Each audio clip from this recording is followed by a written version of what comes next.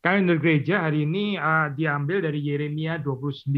Ini adalah perenungan firman Tuhan untuk minggu ini. Kita membaca Yeremia 29 ayat 1 sampai dengan 9 deh. Yeremia pasal 29 ayat 1 sampai dengan 9. Mari kita membaca ayat-ayat ini. LA beri judul di situ surat kiriman kepada orang-orang buangan di Babel. Beginilah bunyi surat yang dikirim oleh Nabi Yeremia dari Yerusalem kepada tua-tua di antara orang buangan, kepada imam-imam, kepada nabi-nabi, dan kepada seluruh rakyat yang telah diangkut ke dalam pembuangan oleh Nebukadnezar dari Yerusalem ke Babel. Itu terjadi sesudah Raja Yehonia beserta ibu suri, pegawai-pegawai istana, pemuka-pemuka Yehuda dan Yerusalem, tukang dan pandai besi telah keluar dari Yerusalem. Surat itu dikirim dengan perantaraan Elasa bin Safan dan Gemaria bin Hilkia yang diutus oleh Sedekia, Raja Yehuda ke Babel kepada Nebukadnezar, Raja Babel. Bunyinya, beginilah firman Tuhan semesta alam, Allah Israel kepada semua orang buangan yang diangkut ke dalam pembuangan dari Yerusalem ke Babel. Dirikanlah rumah untuk kamu diami, buatlah kebun untuk kamu nikmati hasilnya, ambillah istri untuk memperanakan anak-anak laki dan perempuan, ambilkanlah istri bagi anakmu laki-laki dan carikanlah suami bagi anakmu perempuan, supaya mereka melahirkan anak laki-laki dan perempuan agar di sana kamu bertambah banyak dan jangan berkurang. Usahakanlah kesejahteraan kota kemana kamu aku buang, dan berdoalah untuk kota itu kepada Tuhan, sebab kesejahteraannya adalah kesejahteraanmu. Sungguh beginilah firman Tuhan semesta alam, Allah Israel, janganlah kamu diperdayakan oleh nabi-nabimu yang ada di tengah-tengahmu dan oleh juru-juru tenungmu, dan janganlah kamu dengarkan mimpi-mimpi yang mereka mimpikan, sebab mereka bernubuat palsu kepadamu demi namaku. Aku tidak mengutus mereka, demikianlah firman Tuhan. Mari kita masuk dalam doa. Tuhan berkati perenungan pada pagi hari ini, Engkau menolong kami, menolong hamba-Mu, dan menguraikan, memberkati setiap kami yang mendengarkan. Kami berdoa supaya firman Tuhan pada pagi hari ini sekali lagi boleh mendorong kami untuk lebih mengasihi Tuhan, mengasihi sesama, menjalankan kehidupan panggilan kami di mana Tuhan menempatkan kami. Kami bersyukur untuk kesempatan bisa beribadah, sekali lagi kami bersyukur untuk keadaan yang lebih baik. Dan Tuhan tolong kami untuk berespons dengan benar, supaya melalui keadaan yang lebih baik ini kami tidak menjadi takabur atau akan menggunakannya hanya untuk kepentingan kami sendiri, menikmati diri sendiri, tapi kami sungguh-sungguh bisa dengan lebih lagi mengasihi, melayani sesama, menjalankan kehidupan berjemaat, dan Tuhan yang memberkati umat-Mu, khususnya yang ada di Jakarta ini. Tuhan tolong supaya kami boleh terus bertumbuh di dalam pengenalan akan Tuhan. Terima kasih Tuhan, demi Yesus Kristus kami berdoa. Amin. Sekali lagi, saudara, ini adalah satu ayat atau perikop yang dikhotbahkan di dalam tanggal ini, mengingat di dalam minggu ini, dan sangat related sebetulnya dengan pembacaan Alkitab dari Matius yang tadi kita baca ya. Saya pikir memang ayat yang terkenal di dalam hal ini ya, yaitu diambil dari ayat yang ke-7, itu biasa dipakai menjadi slogan ya. Usahakanlah kesejahteraan kota kemana kamu aku buang. Ya. Nah, ini sesuatu konsep yang menarik saya, dan seperti kita tahu ya, di dalam sejarah penafsiran itu baik secara biblical teologi ya, ataupun juga bahkan di dalam tradisi teologi reformatoris ya, Calvin misalnya, itu melakukan paralelitas antara cerita pembuangan ya, cerita pembuangan Israel yang dibuang, terus kemudian mereka itu ada homecoming, mereka akan kembali, ada return, dan itu diparalelkan dengan kehidupan orang-orang Kristen ya selama di dalam dunia ini yang juga berada di dalam semacam exile, semacam pembuangan. Kita juga ada homecoming ya, waktu kita akan kembali kepada Tuhan, waktu kita melihat Dia muka dengan muka. Jadi apa yang menjadi cerita exile ya bagi Israel itu adalah cerita kehidupan kita juga. Kita bisa menghayatinya di dalam kehidupan kita, karena kita juga sama ya, kita berada di dalam tanda kutip exile gitu, exile di dalam kehidupan yang sekarang ini ya, ini bukanlah rumah kita gitu. Kita sebetulnya berjalan menuju ke tempat perhentian yang akan datang. Sehingga waktu kita merenungkan prinsip-prinsip yang ada di dalam ya kitab nabi-nabi ini, termasuk juga kitab Yeremia, kita juga bisa merenungkannya di dalam kehidupan kita. Nah, menarik saya kalau sudah membaca di dalam bagian ini ya, kan dikatakan di situ orang-orang buangan ini diminta untuk membangun rumah ya. Lalu juga hidup di sana dengan tenang ya, di dalam ayat 5 tadi, mulai ayat 5, 6, 7 gitu ya. Apa ini artinya? Ada encouragement, ada dorongan bahwa meskipun kita ini indeed, kita ini pengembara, kita ini di dalam pembuangan, kita ini di exile ya, tapi kita mesti berkarya ya di sini dan sekarang. Kita nggak melihat model kekristenan yang ngawang-ngawang yang nggak berkarya di sini dan sekarang, tapi yang mimpi-mimpi itu kerajaan sorga yang akan datang, meskipun kerajaan sorga itu tentu adalah pengharapan yang real ya, pengharapan yang nyata. Tapi terus kemudian mimpi-mimpi sorga, mimpi-mimpi keadaan yang akan datang, terus kemudian hidup yang di sini dan sekarang ini nggak tahu lah mesti bagaimana, toh kita juga melayang lenyap gitu. Kalau sudah membaca di dalam Alkitab itu versi seperti itu misalnya dipercaya oleh pengkhotbah ya, di dalam keterbatasannya dia melihat nggak ada kehidupan setelah kematian, maka dia sangat pesimistik di dalam kehidupan di sini dan sekarang. Kita bisa mengkhotbahkan ini ya, pengkhotbah di kebaktian sore gitu, kebaktian yang jam 5. Nah, di situ sudah melihat ada gambaran yang ya nggak bisa comes to term ya, nggak bisa berdamai dengan keadaan yang di sini dan sekarang. Sehingga ya mau berkarya apa? Pada akhirnya ntar mesti diserahkan kepada orang lain. Akhirnya saya juga bekerja keras tapi nggak bisa menikmati gitu ya. Mending juga keturunan saya menikmati. Jangan-jangan yang menikmati juga bukan keturunan saya, orang lain lagi gitu. Terus kita dipenuhi dengan satu spirit resignasi ya. Semacam gambaran ya mau apapun juga nggak ada yang lasting lah di sini ya. Jadi ya sudah, kita menanti saja, menanti kerajaan yang akan datang gitu. Nanti kita akan kembali semuanya ke sana gitu. Selama di sini ya sudah begini saja, toh kita memang cuma sementara kok di sini gitu kan. Tetapi di sini tidak. Di sini yang menarik adalah despite ini exile, meskipun ini adalah masa pembuangan, tapi mereka itu diminta untuk membangun rumah ya, seperti saudara membaca di sana, mendirikan rumah ya, rumah untuk didiami, membuat kebun ya untuk kemudian dinikmati hasilnya. Jadi kita bisa bertanya, ini sebetulnya exile atau bukan sih gitu ya? Ini sebetulnya di dalam daerah pembuangan atau tidak gitu. Lalu kalau di dalam daerah pembuangan, kalau kita disuruh seperti kayak seolah-olah kita berada di dalam tanah di mana itu adalah memang tempat perhentian gitu. Nah, di sini kita melihat ada message yang unik ya kalau kita membaca di dalam Yeremia pasal 29 ya. Sekali lagi saudara bisa aplikasikan di dalam kehidupan kita di sini dan sekarang. Ya mungkin ya saya, mungkin problem kita ini sekarang agak sedikit lain sih ya, bisa keterusan di dalam pengertian membangun di sini dan sekarang. Tapi saya menganggap dunia yang akan datang itu seperti kayak nggak relevan. Yang penting itu adalah di sini dan sekarang, paradise on earth gitu misalnya. Tentu itu menjadi problem yang lain gitu. Tapi juga ada problem yang lain lagi, yaitu waktu kita nggak betul-betul mau berkarya, ya, mendirikan rumah, ya, membuat kebun, ya, lalu terus kemudian beristri, beranak, bercucu dan sebagainya di dalam kehidupan yang indeed ini memang adalah pembuangan. Gitu. Orang di dalam kehidupan saya itu bisa menantikan semacam establishment gitu ya. Ini saya kepingin satu tempat di mana sudahlah saya di situ terus, di mana saya bisa berkarya di sana, beranak cucu di sana, nggak pindah-pindah lagi dan seterusnya gitu kan ya. Ya supaya saya sudah tenang lah gitu ya di dalam kehidupan seperti itu gitu. Tapi kenyataannya waktu kita membaca di dalam kitab Yeremia ini ya, ini Israel sementara sih ya, meskipun sementara 70 tahun, jadi lewat 1-2 generasi yang pasti ya 70 tahun itu. Mereka di situ dikatakan untuk berkembang di situ, mendirikan rumah, gini ya, membuat kebun, ya, terus kemudian beristri, beranak, bercucu dan seterusnya ya. Bertambah banyak ya, jangan berkurang ya. Ini menggenapi perintah multiplikasi seperti yang sudah diberikan di dalam kitab Kejadian.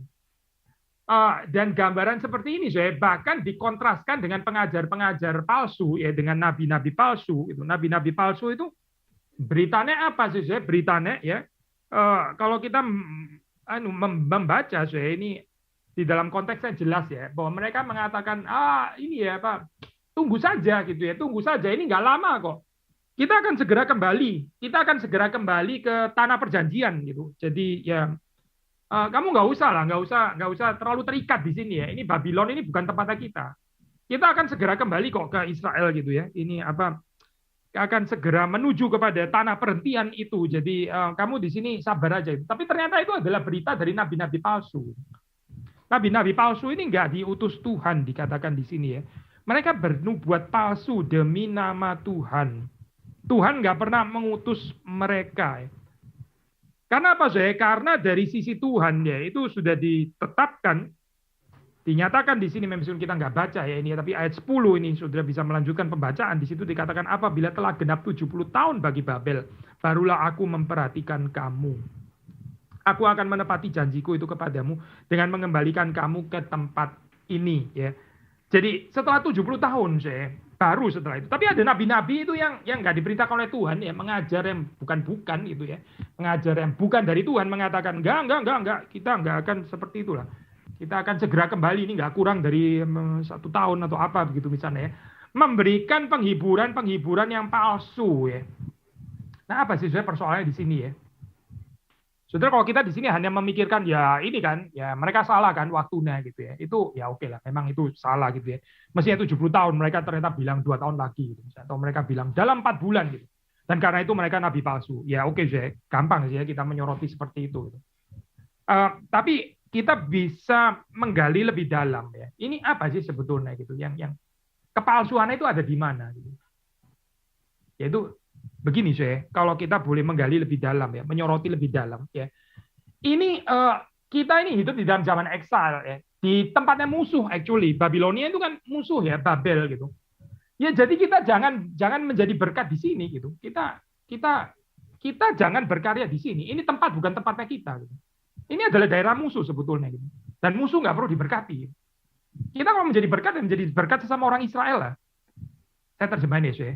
Kita kalau menjadi berkat, hanya menjadi berkat sesama orang Kristen. Saya terjemahin lagi ya, saya. Kita kalau menjadi berkat, ya hanya menjadi berkat sesama orang GRII. Nabi palsu, saya. Itu berita nabi palsu ternyata. Berita nabi palsu itu saya. Nggak bisa melihat bahwa Tuhan itu mau memakai Israel untuk menjadi berkat, bukan hanya bagi Israel, tapi bagi bangsa-bangsa lain. Sudah dari kejadian kan, saya kita membaca ini ya, sudah sejak dari panggilan Abraham kan sebetulnya gitu. Aku akan menjadikan kau berkat bagi kaum yang lain di muka bumi, bangsa-bangsa lain. Sudah nggak baru sama sekali kan sebetulnya. Tapi masih saja saya ada yang percaya bahwa enggak, kita menjadi berkat untuk circle kita sendiri. Kita menjadi berkat, kita berkarya kalau kita di tanah sendiri. Kita nggak akan berkarya kalau ini exile, kalau ini adalah tempat pembuangan. Kita nggak akan mendirikan apa-apa di sini ya. Kita baru akan mendirikan apa-apa kalau hidup saya mulai settled ya. Kalau saya masih nggak jelas, saya pindah-pindah. Saya nggak mau menjadi berkat di sana gitu. Saya nggak mau mendirikan apa-apa, saya nggak mau berkembang di sana, ya biarin. Memang di sini kan bukan tempat saya kan ya. Ini kan tempat yang asing untuk saya sebetulnya gitu. Sekali lagi ya, saya. Ya itulah berita daripada nabi-nabi palsu. Nabi-nabi palsu ini mengajarkan yang berbeda dengan apa yang diajarkan oleh Yeremia. Yeremia menerima perintah dari Tuhan, menerima pengajaran dari Tuhan, meskipun ya kita ini berada di tanah asing, tanah yang katakanlah kita ini ya bukan dianggap first class citizen seperti Israel pada saat itu gitu ya, tanah yang mungkin saja orang itu mengalami diskriminasi misalnya gitu, tapi itu tetap bukan alasan saya untuk tidak mendirikan rumah, untuk tidak membuat kebun, untuk tidak beranak cucu, dan untuk tidak menjadi berkat bagi daerah tersebut gitu. Tetap bukan alasan. Kita mesti menjauhkan ya, membuang ya gambaran teologi-teologi atau eskatologi yang membawa kita untuk mimpi-mimpi tentang sorga gitu ya, mimpi-mimpi tentang sorga, mendirikan paradise on earth dan seterusnya gitu ya. Ya ini tipikal nabi-nabi palsu. Mereka itu nggak bisa comes to term ya bahwa Israel ini sebetulnya sedang didisiplin Tuhan ya. Berada di dalam pembentukan ya, selama 70 tahun ini. Ya. Ada saatnya mereka akan homecoming, tapi sekarang ini belum. Dan di dalam saat yang belum ini ya, meskipun belum, mereka tetap perlu untuk berkarya dan menjadi berkat. Gitu. Seperti seolah-olah mereka ada di tanah perjanjian. Seperti seolah-olah mereka ya sudah kembali ke Israel. Ini kan menarik ya, saudara. Again, kalau kita paralelisasikan dalam kehidupan kita ya, saudara tetap berkarya, saudara tetap bersuka cita, saudara menjadi berkat, saudara mengasihi, seperti kayak kita sudah di sorga. Seperti kayak sudah kita bakal nggak pindah kemana-mana. Selama di dunia kita kan pindah terus gitu ya, bisa aja kan ya. Tapi di sorga kan kita nggak mungkin pindah kemana-mana. Seperti seolah-olah sudah di sana. Lalu bagaimana? Ya sudah berkarya seperti di situ gitu. Build your homes gitu ya, dirikanlah kebun ya, kebun anggur atau kebun apapun, nikmati hasilnya gitu. Lalu terus kemudian beristri, carilah istri untuk anak-anakmu, lalu kemudian berkembanglah di sana ya, hasilkanlah keturunan dan seterusnya dan seterusnya. Nah ini ya saudara, yang dilawan itu oleh berita dari nabi-nabi palsu itu. Nabi-nabi palsu itu menahan deh orang-orang yang percaya kepada Tuhan untuk berkarya di sana, menjadi berkat di sana, dan memberikan janji-janji yang hanya demi kepentingan atau keuntungan bangsa Israel sendiri, nggak peduli dengan bangsa lain, apalagi yang namanya musuh yang menyerangkan Babilonia, by the way, ya. Nggak usah pikirkan mereka. Gitu. Ini mereka bukan bangsa yang layak didoakan. Justru harusnya dikutuk bangsa itu. Musuh-musuh Israel harusnya dikutuk gitu ya. Menarik ya, saya ini hari ini sebetulnya waktu kita membahas bagian ini bukan kebetulan, saya itu dalam pengaturan pembacaan Alkitab kan sudah tadi membaca Matius 5 ya. Kasihilah musuhmu. Kasihilah musuhmu. Sampai itu di extent of musuh, saya. Ini Babilonia ini betul-betul musuh, saya. Musuh yang menawan bangsa Israel. Nah, saudara dan saya, kita hidup di Indonesia, kita nggak bisa mengatakan Indonesia itu musuh kan pasti ya. Absurd lah mengatakan seperti ini. Kita banyak mendapat berkat dari Indonesia kok. Kita cari makan di Indonesia, kita mendapatkan berkat. Ini bukan musuh kan saudara. Bukan musuh. Apalagi kalau bukan musuh. Sedang yang musuh ya, bahkan sampai musuh pun ya, itu bangsa Israel ini dipanggil untuk tetap menjadi berkat ya. Mengusahakan kota di mana mereka itu dibuang. Lawan katanya yaitu ini nabi-nabi palsu yang mengatakan ya nggak usah mengusahakan kota ya, tunggu saja nanti kita akan mengusahakan kota Yerusalem ya, mengusahakan kesejahteraan di kota Yerusalem, bukan kota ini. Yerusalem kan ini city of peace gitu ya, ini bukan city of peace, ini city celaka, city kutukan. Nggak usah mengusahakan shalom di sini, nggak ada shalom di sini. Shalom itu ada di Yerusalem, shalom itu ada di sorga ya.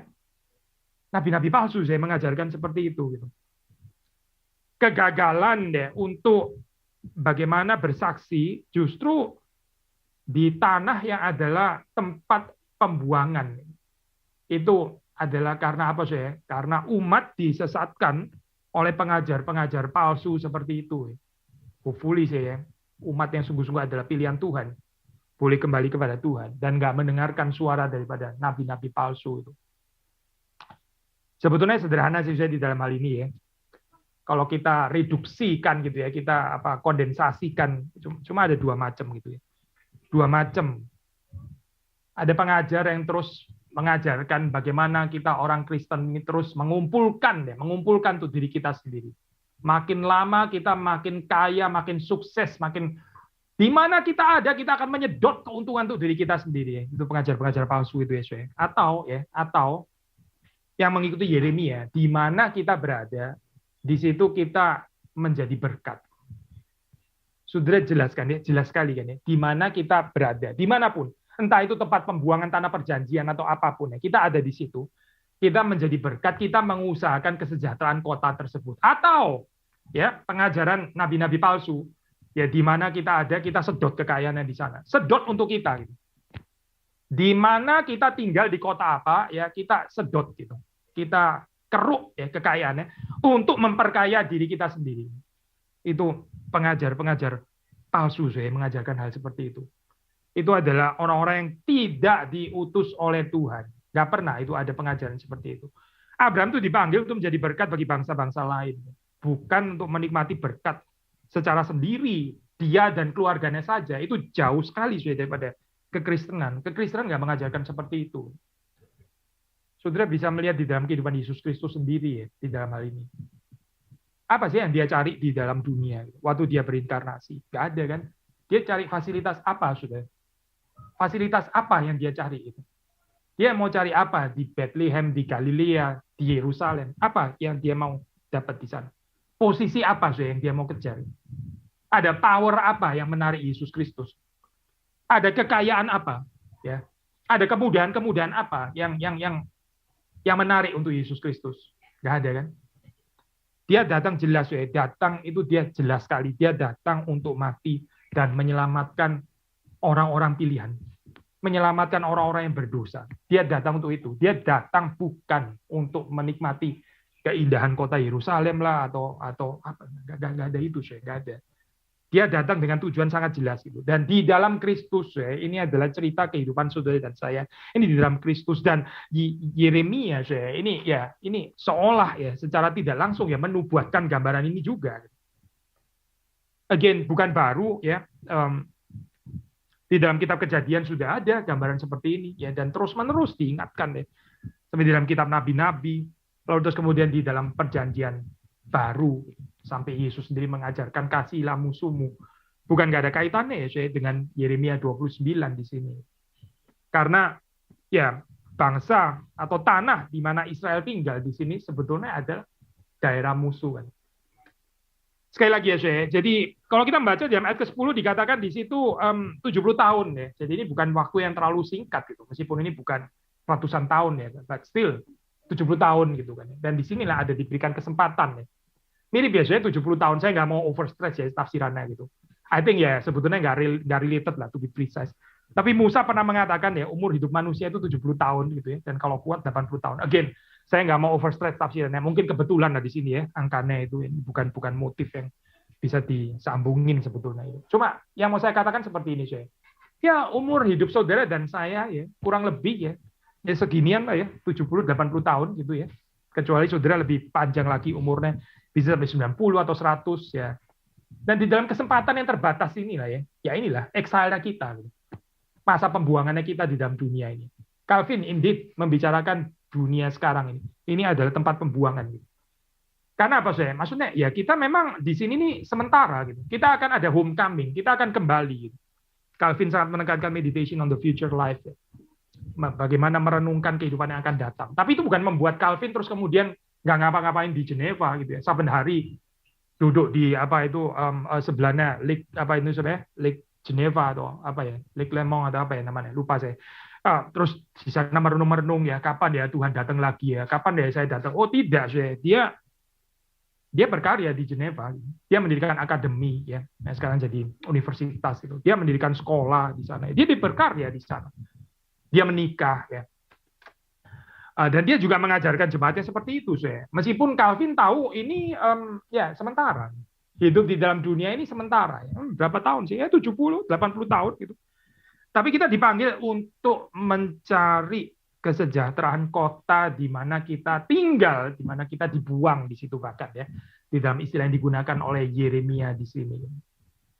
Ada penafsir yang mengatakan ini sebetulnya ya, waktu mereka itu mau berkarya seperti ini ya, itu adalah tanda ya bahwa mereka itu bisa menerima. Ini adalah kedaulatan Tuhan, ini adalah pengaturan Tuhan. Tanda bahwa mereka itu menaklukkan diri pada strateginya Tuhan, strategi ilahi. Memang Tuhan yang menempatkan kita di sini. Karena Tuhan yang menempatkan, jadi jangan nggak comes to term, jangan memberontak, jangan kayak seperti yang diajarkan nabi-nabi palsu ini. Kita nggak kerasan ya di sini ya. Ini bukan tempat untuk yang cocok ya untuk saya begitu ya. Dan saya nggak mau ngapa-ngapain di sini gitu. Saya akan tahan nafas gitu sampai ya silakan tahan nafas kayak obelis atau apa gitu ya sampai lu merah semua ya terserah lah gitu ya mau apa gitu. Mau tahan nafas lah mau apa gitu. Tapi intinya Tuhan tempatkan kamu di situ ya sudah bekerja saja begitu ya berkarya saja. Jadi penafsir ini mengatakan ini adalah tanda bahwa kita tuh menerima Tuhan itu mengatur kita berada di sana. Saudara ya kita nggak tahu untuk sementara berapa lama. Saudara masih di Jakarta, mungkin nggak selama-lamanya, atau mungkin sampai meninggal di Jakarta terus. Who knows, nggak ada yang tahu ya, saya. Tapi di dalam waktu yang terbatas itu ya, again, usahakanlah kesejahteraan kota di mana kita tinggal. Ini berarti ada penerimaan kedaulatan Allah ya. Kita nggak mimpi-mimpi ya. Saya di Jakarta sih, coba saya misalnya ada di London gitu misalnya. Coba seandainya saya ada di Shanghai atau di mana gitu, nggak berguna, kayak begitu tuh nggak berguna. Gitu. Sudah di Jakarta, ya sudah di Jakarta. Di Jakarta ya sudah, kita lagi ada di Jakarta, lalu kita berkarya di sana, gitu. Menjadi berkat di sana. Itu kota yang Tuhan menaruh kita di sana. Ada trust, ya. Ada kepercayaan, ya. Ada iman bahwa Tuhan itu tetap adalah Tuhan yang nggak lupa akan janjinya. Dia itu pernah berjanji dan dia akan tetap menggenapi janjinya. Akan ada datang waktunya nanti di mana Israel akan dikeluarkan dari sana. Tapi sebelum waktu itu datang, ya sudah. Sekarang di sini pun ya silakan berkarya. Dirikanlah rumah, kebun, ya lalu terus kemudian ya silakan menikah, ya beranak, bercucu, ya. Menarik, ya kalau kita membaca ini ada kaitannya di dalam tafsiran Fredheim misalnya. Dia mengaitkan ini dengan Deuteronomi 20. Saya ingin membaca ayat ini bersama dengan saudara ya, karena ini insightful untuk saya. Deuteronomi 20, Ulangan pasal 20 ya, kita membaca ayat 5 sampai 10. Nah, di situ Saudara ini tentang hukum perang ya, Saudara, ini hukum perang yang dicatat di dalam kitab Ulangan. Nah, itu di dalam saat perang seperti apa? Lalu kita membaca mulai ayat 5, Saudara, 20 ayat 5, Ulangan 20 ayat 5. Para pengatur pasukan haruslah berbicara kepada tentara demikian. Siapakah orang yang telah mendirikan rumah baru tetapi belum menempatinya ya? Ini waktu mau maju perang gitu ya. Terus tapi dikatakan ya kalau ada orang sudah mendirikan rumah baru tapi belum menempati, ia boleh pergi dan pulang ke rumahnya, supaya jangan ia mati dalam pertempuran dan orang lain yang menempatinya. Siapa telah membuat kebun anggur tetapi belum mengecap hasilnya, ia boleh pergi dan pulang ke rumahnya, supaya jangan ia mati dalam pertempuran dan orang lain yang mengecap hasilnya. Dan siapa telah bertunangan dengan seorang perempuan tetapi belum mengawininya, ia boleh pergi dan pulang ke rumahnya, supaya jangan ia mati dalam pertempuran dan orang lain yang mengawininya. Lagi para pengatur pasukan itu harus berbicara kepada dan seterusnya bisa baca di sana ya. Tapi ini menarik ya, Saudara. Ini mirip kan ya, perintah ini mirip dengan apa itu yang ada dalam Yeremia 29 gitu. Nah, itu ya, Saudara, ini bukan kalimat sinis ya. Kita nggak boleh tafsir ini sebagai kalimat sinis. Ini kalimat yang memang dimaksudkan seperti itu gitu. Jadi dalam hukum perang pun ada pengaturan, ada belas kasihannya di sini ya, untuk orang-orang yang bertunangan ya, terus kemudian barusan beli rumah dan sebagainya gitu ya. Ini diatur, Tuhan tuh memperhatikan itu. Nah, waktu kita membaca Yeremia 29 berdasarkan Ulangan 20, berdasarkan terang Ulangan 20. Jadi artinya apa, sih? Artinya itu adalah sekarang ini bukan tempatnya untuk berperang. Sekarang ini bukan saatnya untuk berperang. Jadi dirikanlah rumah ya, kan di sini bicara tentang rumah, kebun ya, menikah dan sebagainya. Persis seperti yang dikatakan Ulangan 20 kan ya. Ini nggak lagi perang gitu. Jadi kamu itu meskipun oke, kamu tertawan ke sini memang karena Nebukadnezar gitu ya. Sebetulnya politically speaking, secara correct politically ya, ini musuh lah sebetulnya gitu kan ya. Nebukadnezar itu musuh, Babilonia itu musuh. Gitu. Tapi ini bukan waktunya perang. Jadi apa? Ya sudah, kamu nikmati saja. Kamu bangun kebun, dirikan rumah, lalu terus kemudian silakan menikmati hasilnya gitu. Karena ini bukan waktunya perang gitu. Itu yang mau dikatakan sebetulnya dengan rujukan ke Ulangan 20 di sini ya. Jangan ditafsir bahwa ini seolah-olah loh. Jadi orang Israel ini bagaimana sih pengecut, nggak mau revenge atau bagaimana ya? Nggak berani mengalahkan musuh, nggak berani berperang kembali gitu ya. Ya kalau belum waktunya berperang kembali dan nggak diperintahkan Tuhan untuk berperang ya jangan berperang. Gitu. Saudara membaca di dalam ini ya, zamannya Yesus Kristus gitu ya, itu before kan ada banyak orang yang mencoba berusaha untuk menjadi Mesias dan mereka berusaha berperang dengan kerajaan Romawi. Satu persatu akhirnya kalah gitu. Ya karena memang bukan itu sebetulnya, janjinya bukan itu kan. Jadi di sini ini adalah satu kan apa ya, kita bicara usahakanlah kesejahteraan ya, usahakanlah shalom ya. Di kota di mana kamu aku buang kan, usahakanlah shalom. Ini adalah momen shalom Saudara, momen damai sejahtera, bukan momen perang. Jadi jangan membenci musuh-musuhmu gitu. Gak ada gunanya gitu ya menghidupi apa ini ya Pak, narasi membenci musuh-musuh, orang yang pernah melukai saya, orang yang pernah merugikan saya, orang yang pernah menipu saya, ya orang yang pernah menyakiti saya dan sebagainya. Gak ada gunanya ya menghidupi kayak begini. Akhirnya membuat kita jadi nggak bisa mengusahakan shalom di kota di mana kita berada. Kita jadi lumpuh di sana, lumpuh. Kenapa? Ya karena dikuasai oleh hatred. Karena hati ini sebetulnya dikuasai oleh kebencian. Oh kita bisa saja nggak mengaku hal ini gitu. Kita bisa saja mengatakan enggak kok, saya nggak pernah kok, saya nggak dikuasai hatred, saya nggak mau membalas dan sebagainya. Ya tandanya kalau kita betul-betul menerima bahwa ini adalah pengaturan Tuhan. Ya. Tandanya bahwa kita betul-betul comes to term bahwa ini bukan momen perang dan ini adalah momen damai sejahtera. Tandanya itu apa, saudara? Tandanya adalah saudara dan saya diberikan kemampuan oleh Tuhan dan kita akan mengerjakan bagaimana mencari shalom, mengusahakan shalom bagi kota di mana kita itu ditempatkan di sana. Kalau saudara nggak memikirkan ini ya, saudara kerja di company apa gitu, saudara nggak memikirkan bagaimana mencari shalom bagi company di mana tuh saudara bekerja gitu. Saudara ada permusuhan yang belum beres berarti gitu. Saudara masih pikir ini saya harus berperang gitu. Yeremia mengatakan ini bukan waktunya perang gitu. Ini adalah waktunya kamu beranak, bercucu ya, beristri tentu saja sebelumnya gitu, menikah ya, mendirikan rumah, kebun dan sebagainya. Ini waktunya. Karena ini momen damai sejahtera. Orang yang mengerti momen damai sejahtera akan mengusahakan damai sejahtera bagi tempat di mana dia tinggal. Tapi orang yang di dalam kehidupannya ada terus enmity, ada konflik, ada apa saya, ada kebencian, ada permusuhan, nggak beres-beres, saya nggak ada reconciliation, nggak ada. Ya nggak mungkin saya mengusahakan kesejahteraan, mengusahakan shalom di kota di mana dia tinggal. Oh, dia sendiri nggak ada shalom. Dia sendiri nggak ada damai kok di dalam kehidupannya. Dia sendiri ada terus-menerus dalam konflik yang nggak selesai di dalam kehidupannya. Bagaimana dia mau mengusahakan shalom bagi sekelilingnya? Nggak mungkin itu.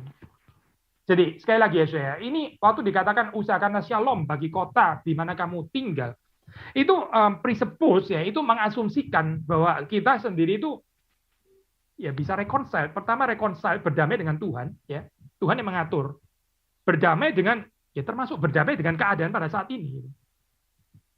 Berdamai dengan ini tempat, ini kota yang Tuhan taruh di sini. Etis itu sementara saya di sini ya sudah, kita berdamai, jangan ngamuk-ngamuk terus gitu loh, sudah. Jangan nggak puas terus, jangan terus menggerutu, jangan apa itu protes, rebel, nggak ada gunanya. Sudah seperti itu untuk apa? Gitu. Akhirnya kita nggak berbuah nanti di sana gitu. Terus kita jadi mimpi-mimpi. Seandainya saya di New York, seandainya saya di Moskwa gitu misalnya, seandainya kenapa Moskwa ya gitu. Nggak cocok lah tahun segini ngomongin Moskwa gitu ya, mungkin sekitar tahun 65 gitu kali. Kenapa saya memikirkan yang bukan-bukan gitu, memikirkan tempat yang bukan-bukan, memikirkan yang nggak relevan sebetulnya untuk kehidupan kita.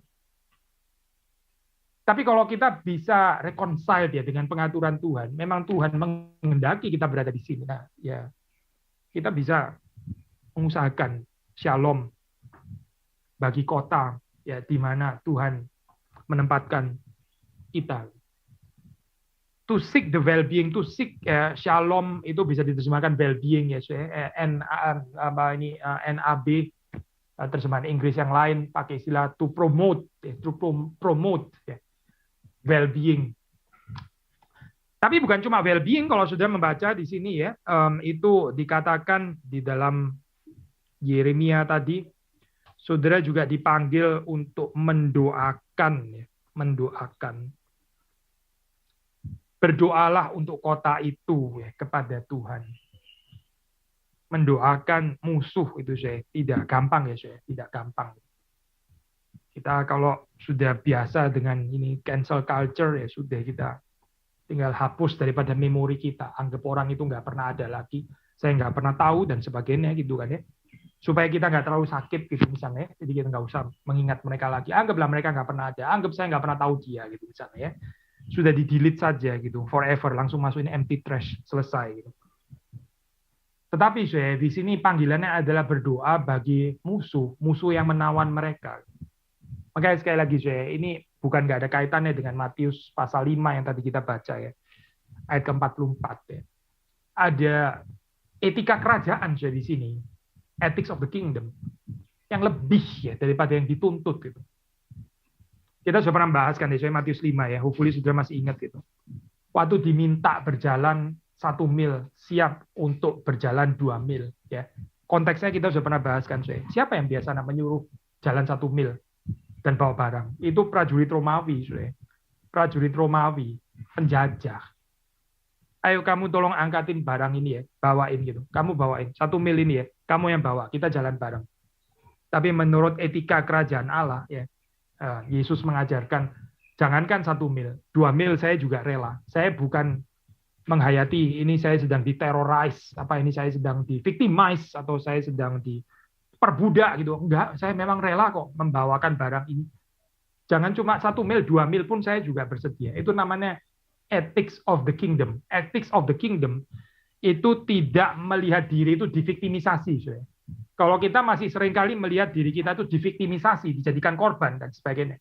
Kita belum mengerti ethics of the kingdom. Kita masih yang berjalan 1 mil itu ngamuk-ngamuk itu tadi.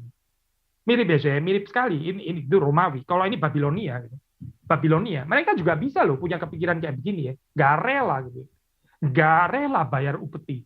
Enak saja tanam kebun di sini. Nanti untungnya kemana? Gitu. Ini akan menyuburkan daerahnya siapa? Gitu. Yang untung siapa? Ini Empire Babylon gitu. Enak saja. Saya nggak mau ya kayak begini ya. Saya maunya ya inilah Israel lah. Ini adalah bangsa pilihan Tuhan kan. Tapi tidak, saya tidak. Yang disebut dengan etika kerajaan Allah itu bukan itu. Go beyond actually ya. Bahkan beyond gereja sebenarnya itu. Waktu saudara keluar meninggalkan gedung gereja ya, itu nggak semua orang itu Kristen kan, saudara di jalan. Orang di Jakarta itu nggak semuanya Kristen kan, saudara tahu kan.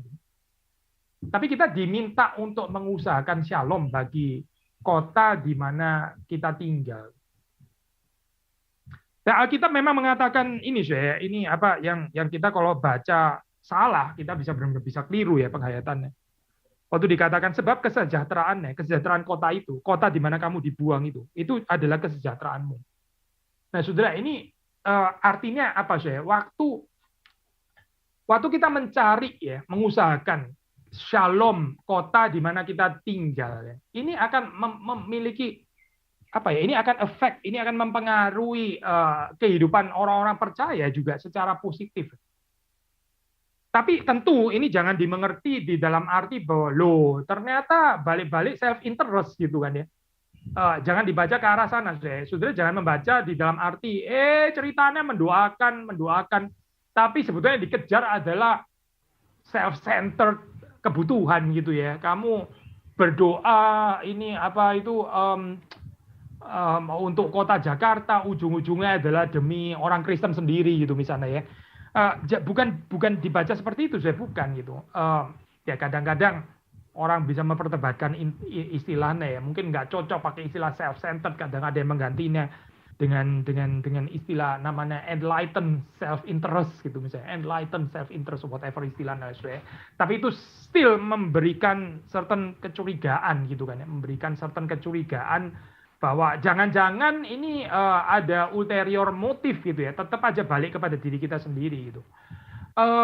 Bukan sih, kalimat ini kita mesti baca di dalam arti bahwa waktu kita ya mencari kesejahteraan daripada yang lain ya, itu kita sendiri itu nggak mungkin kita terus akhirnya jadi dirugikan, kita malah jadi yang kena kutuk atau apa gitu ya, bukan begitu gitu. Ini bukan karena kita terus mencari kepentingannya orang lain, terus kemudian kita jadi suffer demikian rupa sampai akhirnya mirip orang yang di neraka gitu misalnya. Ya bukan, itu gambaran pesimistik sekali ya. Tapi dengan menjadi berkat bagi yang lain, ya dengan menjadi berkat bagi kota di mana kita tinggal, kita sendiri juga mengalami pemeliharaan Tuhan ya. Sudah itu kalau sudah membaca ya, tadi kita ini ya mengaitkan dengan Matius pasal yang kelima ya. Tapi juga ada ayat perjanjian baru yang lain ya, yang sangat mirip dengan yang dikatakan di sini, yaitu di 1 Timotius saya baca ini ya. Ini ayat yang terkenal ya, ayat terkenal untuk apa? Doa syafaat di sana. 1 Timotius 2 ya, ayat 1-2. Saya baca ya. Pertama-tama aku nasihatkan naikkanlah permohonan doa syafaat dan ucapan syukur untuk semua orang, untuk raja-raja dan untuk semua pembesar, agar kita dapat hidup tenang dan tentram dalam segala kesalehan dan kehormatan. Sudah jelaskan ya maksudnya Yeremia itu apa gitu kalau kita baca berdasarkan terang 1 Timotius pasal 2. Maksudnya apa sih? Mendoakan ya raja-raja, pembesar, pemerintah ya. Itu akan berakibat baik ya. Kalau raja-raja itu memerintah dengan adil, memerintah dengan benar ya. Maka orang-orang percaya itu bisa hidup tenang, tentram di dalam kesalehan dan kehormatan. Bukankah ini sesuatu yang indah? Kita mengusahakan shalom bagi kota kita ya. Ya, akibatnya apa ya? Kita termasuk di dalamnya. Kita sendiri kan tinggal di dalam kota itu. Kita sendiri juga akan diberkati. Ya, kalau menurut 1 Timotius pasal 2 di sini yaitu kita dapat hidup tenang, tentram di dalam kesalehan, kehormatan.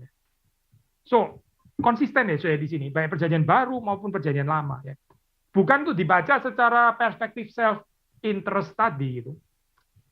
Tapi lebih di dalam pengertian bahwa Allah yang dipercaya oleh Israel itu juga adalah Allah yang bahkan juga berkuasa, ya, juga bisa aktif, gitu, bisa berkarya di tengah-tengah kehidupan orang-orang yang bahkan nggak mengakui dia sebagai Tuhan.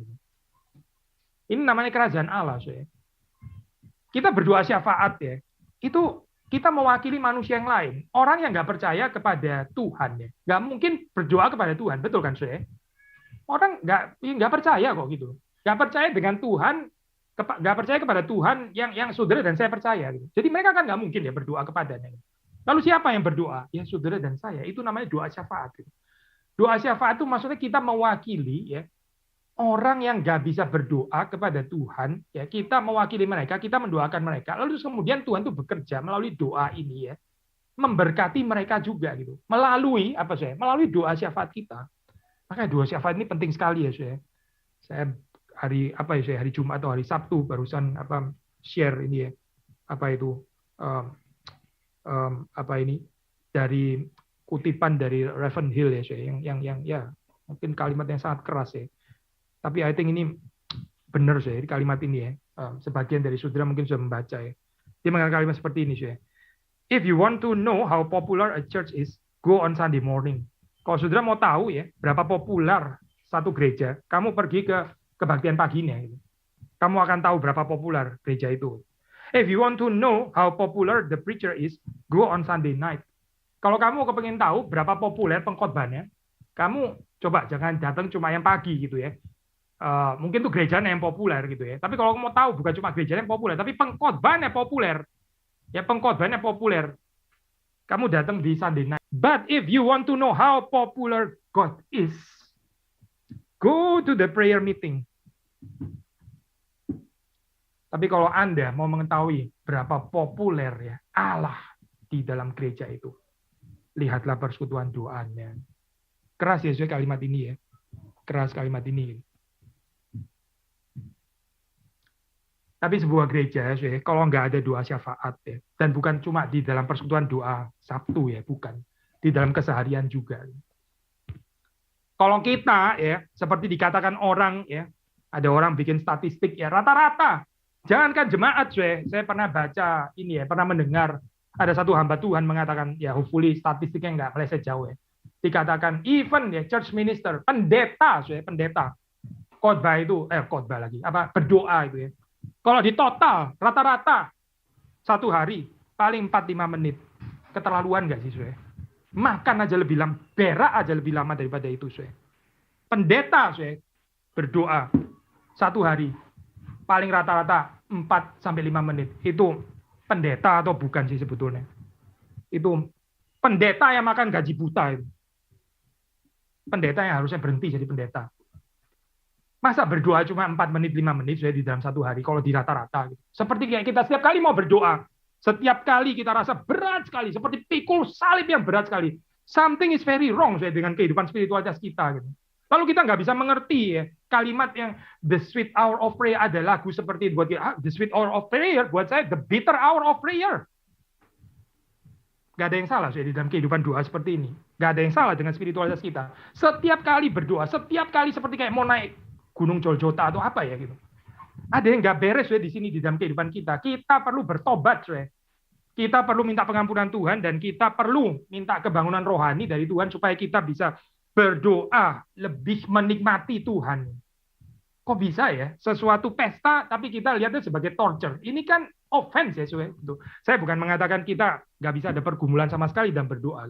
Tapi something is really very wrong, very wrong dan betul-betul absolutely wrong. Kalau setiap kali kita mau berdoa syafaat selalu berat seperti kayak kita sedang ditorture gitu. Pasti ada yang salah, Ini Yesus menyediakan kita undangan pesta kok kita melihat kita dianiaya. Kan ngawur kan, Pasti ada yang salah di sini gitu. Saudara jangan terus menghidupi spirit ini, ya. Seperti kayak doa ini selalu berat dan selalu berat terus kita bilang, ya inilah theological realisme. Ini bukan theological realisme, ini kesesatan namanya gitu. Jangan menggantikan kesesatan dengan perspektif teologi realisme. Ini berbeda, dua hal yang berbeda. Ini cacat berarti, cacat yang nggak pernah ada koreksi di dalam kehidupan kita, ya. Kalau persekutuan doa kita, terus nggak menarik seperti ini, ya, orang nggak tertarik. Seminar kita bisa ratusan ribuan orang yang datang persekutuan doa, yang berdoa di dalam kehidupan sehari-hari, yang betul-betul meluangkan waktu untuk berdoa, berdoa syafaat, mendoakan kota di mana kita tinggal, menangisi jiwa-jiwa yang berdosa. Berapa banyak sih? Ravenhill bilang, ya itulah kalau mau tahu berapa populer Allah di dalam jemaat itu, ya sudah cek dari sana saja gitu. Berapa populer sih Allah di dalam kehidupan para hamba Tuhan. Berapa populer dia. Berapa populer di dalam kehidupan saudara dan saya. Yeremia mengatakan berdoa bagi kota di mana kamu aku buang. Dibuang loh saya di sana gitu. Ini tempat yang nggak enak ya harusnya gitu kan ya. Babylon yang nggak ada bait suci gitu.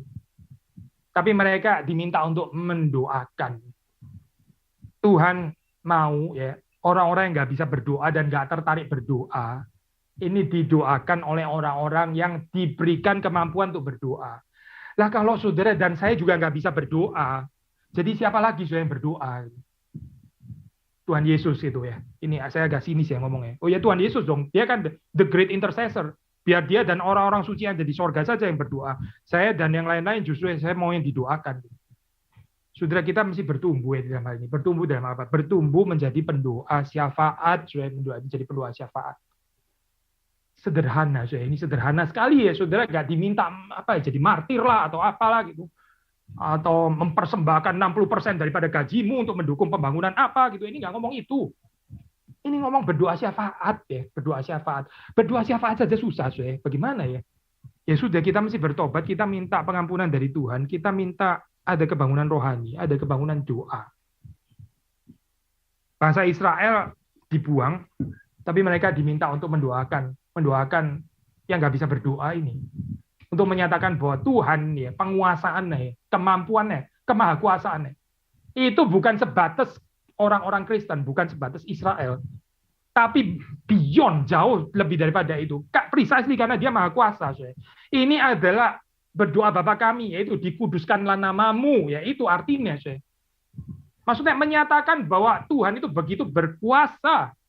Bukan cuma kuasanya di GRI doang, bukan, dia jauh lebih daripada itu. Dengan apa, ya dengan menyatakan bahwa dia bisa bekerja di tengah-tengah orang yang lain melalui doa syafaat saudara dan saya. Oh Tuhan bukan nggak bisa bekerja tanpa doa syafaat kita, ya, tentu dia bisa gitu. Kita nggak mempersoalkan ini, tapi Tuhan mau bekerja melalui doa syafaat saudara dan saya. Tuhan menghendaki untuk dia bekerja itu melalui doa syafaat orang-orang percaya. Jadi sekali lagi ya, meskipun mereka ini nggak pernah realize ya, orang-orang di dunia ini ya, yang bukan orang percaya, belum percaya, mereka nggak bisa realize ya bahwa Yahweh itu adalah Allah yang sejati. Mereka nggak bisa realize itu ya. Tapi orang Israel itu diminta untuk mendoakan supaya hal ini itu juga bisa dinyatakan. Ya. Perkara akhirnya orang itu mengakui atau nggak mengakui, itu bukan urusan kita. Itu urusannya Tuhan ya. Apakah membawa orang itu percaya atau tidak, itu bagiannya Tuhan. Tapi bagian saudara dan saya, ini menyatakan pekerjaan Tuhan yang luas ini melalui doa-doa yang kita naikkan. Saudara, memang kita melihat orang lain itu ya bisa dengan macam-macam pendekatan sih. Fredheim ya mengatakan ya, itu dengan orang asing ya. Let's say yang bukan Kristen gitu. Oh, asing, ada sesuatu keasingan gitu ya. Keasingan tuh bisa banyak sekali. So by the way, itu tentang the other ya, itu di dalam filsafat modern, postmodern kan diangkat menjadi tema sentral sekarang gitu ya. Filsafat tentang the other ya. L'autre, yang lain ya. Kita nggak terlalu mengerti ini, itu kan dalam bahasa Indonesia kita pakai istilah sesama gitu kan ya. Mungkin ini problem barat gitu. Tapi problem barat yang bukan nggak mungkin meracuni kebudayaan timur gitu. Kita bisa merasa asing dengan yang lain gitu ya. Yang kita nggak melihat mereka sebagai sesama, tapi sebagai selain gitu ya. Nggak ada lah istilah itu ya. Sebagai orang lain yang benar-benar lain gitu. Fredheim mengatakan seperti ini ya. Bisa ada macam-macam pendekatan ya. Waktu kita memikirkan orang lain itu bagaimana, kita bisa aja melihat ya apa boleh buat lah, namanya juga hidup di tanah asing gitu misalnya ya. Namanya juga hidup nggak sendirian gitu kan, kita kan memang bukan hidup di daun kelor gitu misalnya. Jadi ya pastilah ketemu sama orang-orang lain ya. Jadi kita mau nggak mau sih ya sudahlah ini apa Mungkin mirip seperti dikatakan Sartre gitu ya. Ya meskipun sesama ini kadang-kadang ya bisa jadi kayak neraka dalam kehidupan saya gitu ya. Saya lebih suka sendiri by the way gitu ya. Neraka ini orang lain dan sebagainya. Tapi kita mau nggak mau ya sudah mesti bear it lah ya, tanggung saja gitu ya. Neraka itu mau nggak mau mesti ada di dalam kehidupan saya gitu ya. Saya baru sedikit mencicipi sorga waktu saya di kamar sendirian gitu misalnya ya. How beautiful gitu ya. Foretaste of heavenly paradise. Waktu ketemu dengan orang lain, foretaste of hell gitu misalnya ya. Tapi sudah sebenarnya terpaksa gitu. Relate dengan orang lain itu sudah terpaksa. Gitu. Ini pendekatan pertama gitu ya. Ya sudah terima saja ini necessary evil lah. Ya. Sesama itu necessary evil gitu misalnya. Tapi Fred Hyde kemudian mengatakan sebetulnya kita bisa melihatnya berbeda. Ya. Kita bisa melihat orang-orang lain itu sebagai yang lain. Ya oke, memang mereka itu yang lain, mereka itu different gitu ya, mereka berbeda. Dan kita bisa melihat mereka itu sebagai pemberian Tuhan yang boleh dipakai untuk memperkaya kehidupan kita. Nah, kehidupan suami istri ya misalnya gitu ya. Bukankah ini yang seharusnya dihayati? Suami itu bukan istri, istri bukan suami ya. Suami itu laki, istri itu perempuan. Memang benar-benar lain, lain, cara mikirnya lain, semuanya lain, perasaannya lain gitu kan. Banyak hal lain, kebudayaannya lain, latar belakang keluarga lain, banyak lainnya gitu. Tapi kalau pernikahan ini beres kan, saudara bukan melihat ini sebagai neraka kan ya. Saudara kan harusnya melihat ini sebagai apa sih? Saudara harusnya melihat ini sebagai pemberian Tuhan yang dipakai Tuhan untuk memperkaya kehidupan kita kan harusnya, meskipun memang lain. Saudara nggak melihat yang lain itu sebagai ancaman kan? Saudara nggak melihat ini ancaman gitu ya. Kapan orang ini mati ya? Sehingga saya ada sense of apa ini heavenly paradise itu misalnya. Wah celaka saya kok pernikahan mikirnya kayak begini. Kapan orang suami saya ini mati ya? Kapan istri saya mati gitu ya? Supaya saya ada perasaan bebas gitu misalnya gitu.